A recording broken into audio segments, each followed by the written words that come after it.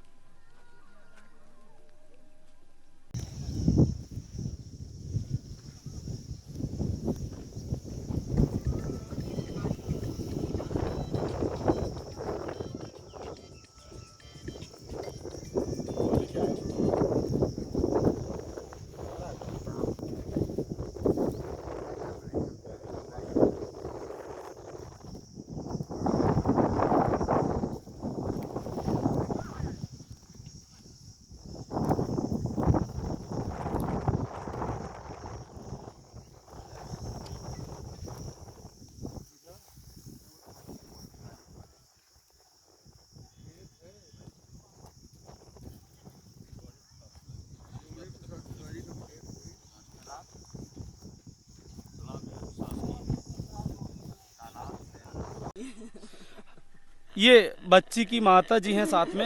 ये कब की घटना है? 13 तारीख।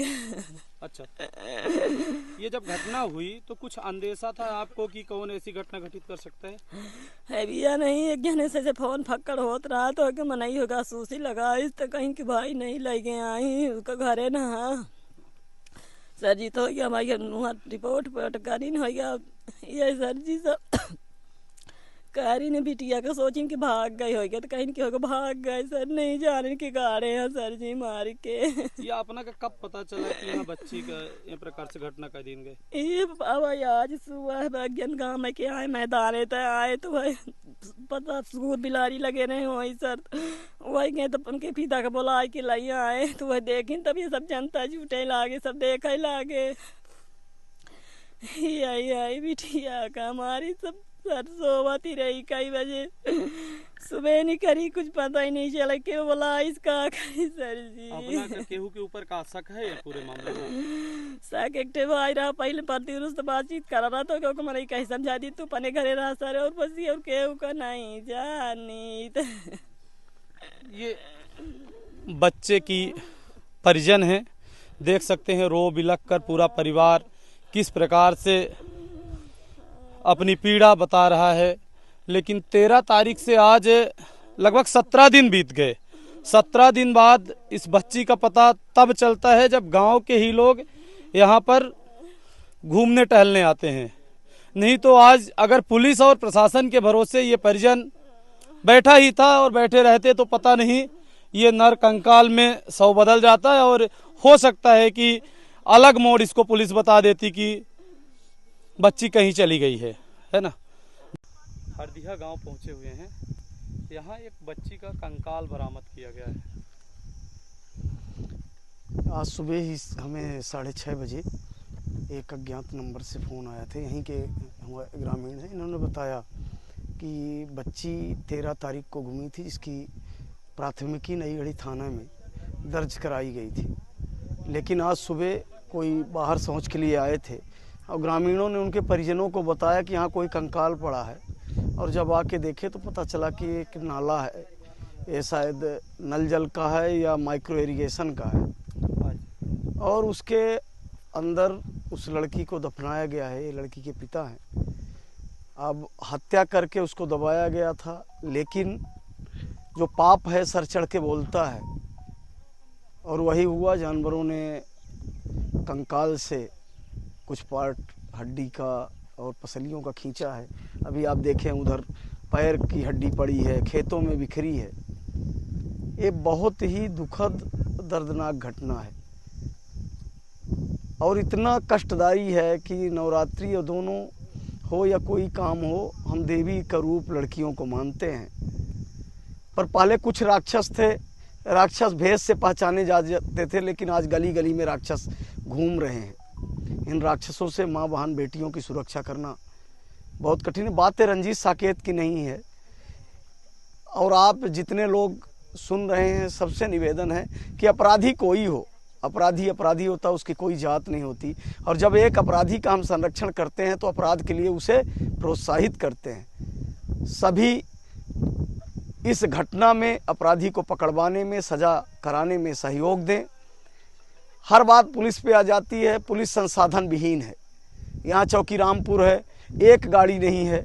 थाने में देखिए क्षेत्र इतना बड़ा है, 100 डायल है, वो भी कबाड़ टाइप की। पुलिस के पास गाड़ी और संसाधन नहीं है, बल की कमी है। और इस तरह के अपराधों की सबसे बड़ी जड़ है नशा, जिसका हम सभी निरंतर विरोध कर रहे हैं और हरदम कहते हैं कि वायरस है, सबको डूबेगा। ये आज रंजीत पे है, कल दूसरे पे है, तीसरे पे है, चौथा किसका नंबर हो सकता है, कोई बड़ी बात नहीं है। एसपी साहब से सुबह ही बात हुई थी, पुलिस के सारे कर्मचारी अधिकारी यहाँ हैं। लेकिन आप भी सोच सकते हैं कि अपना गांव है, अपनी गली है, और जो आपराधिक प्रवृत्ति के लोग गांव में घूमते रहते हैं, लेकिन कुछ लोग मौन हो जाते हैं कि हमारी जात का है, हमारी बिरादरी का, हमारा रिश्तेदार का है, और चुप रहते हैं, और वही अपराधी इस तरह की घटना को अंजाम देता है।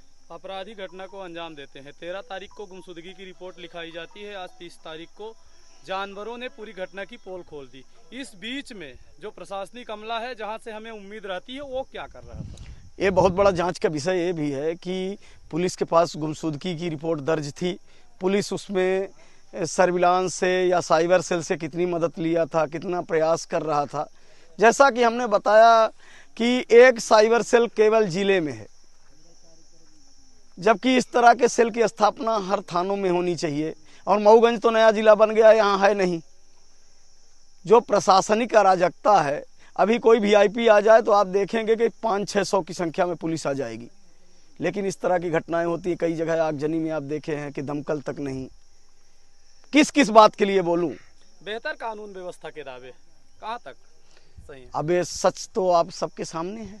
गली में चलिए, रात में निकलिए तो रात की रोड के किनारे खुली अघोषित हौली खुली हुई है, और आप अगर बहन बेटी के साथ जा रहे हैं तो बड़ा कठिन है। पर घटना स्थल पर पहुंचे हुए हैं, खुलासा नहीं होता है तो अगस्त क्रांति मंच आगे एक बड़ा आंदोलन करेंगे, और अपने बलि देने तक के लिए करेंगे, जब तक अपराधियों को, अभी हमने एसपी साहब से भी बात की है, वरिष्ठ अधिकारियों को भी सूचित किया गया है, अगर 3 दिन के अंदर अपराधी पकड़े नहीं जाते तो हम एसपी ऑफिस और कलेक्टर मऊगंज के कार्यालय के सामने आमरण अनशन करेंगे, रंजीत के साथ और इनके परिजनों के साथ।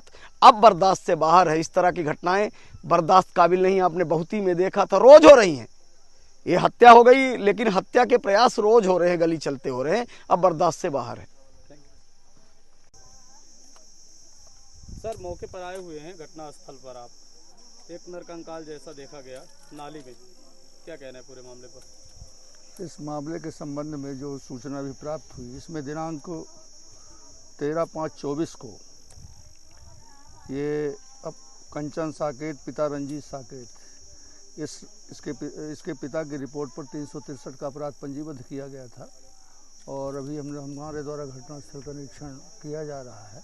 वरिष्ठ अधिकारी तथा FSL डॉक्टर मौके पर पहुंच रहे हैं और पूर्व में भी इसमें गुमशुदा की तलाश के लिए वारसानों से पूछताछ तथा रेडियो मैसेज आसपास पुलिस द्वारा पता रसी की गई थी, लेकिन इसका पता नहीं चला था। अब जो भी सामने परिस्थिति आएगी उस पर कार्रवाई की जा रही है। 13 तारीख को गुमशुदगी की रिपोर्ट दर्ज होती है। नई गढ़ी पुलिस शक संदेह के आधार पर कुछ लोगों को उठाती भी है, थाने ले जाती है। उनसे क्या बातें हुई, क्या पूछताछ हुई? अभी उस संबंध की जानकारी मुझे प्राप्त नहीं है। अभी मैं 3-4 दिन पहले आया हूँ कि पुलिस किसको ले गई थी, किससे पूछताछ की गई थी। अब जो भी तथ्य छूट गए होंगे उन तथ्यों को मेरे द्वारा पूछताछ की जाएगी। 13 तारीख को गुमशुदगी, आज 30 तारीख को जानवरों ने हड्डियां बाहर निकाली। इसके आधार पर आपको भी सूचना हुई, परिजनों को भी हुई। इस बीच में पुलिस कर क्या रही थी? आप मऊगंज में थे, यहाँ कोई न कोई प्रभारी था और पूरा प्रशासनिक अमला था। इस दौरान पुलिस क्या कर? पुलिस ने अपने स्तर पर प्रयास किया है और पुलिस को इस संबंध में कोई जानकारी प्राप्त नहीं हुई, मैं इतना ही कह पाऊंगा। पुलिस ने क्या गंभीरता नहीं दिखाई पूरे मामले पर 13 तारीख से आज? नहीं, ऐसा तो नहीं कहा जा सकता, क्योंकि क्या है कि मुकदमा कायम है। मुकदमे की विवेचना SI चौबे द्वारा की जा रही थी।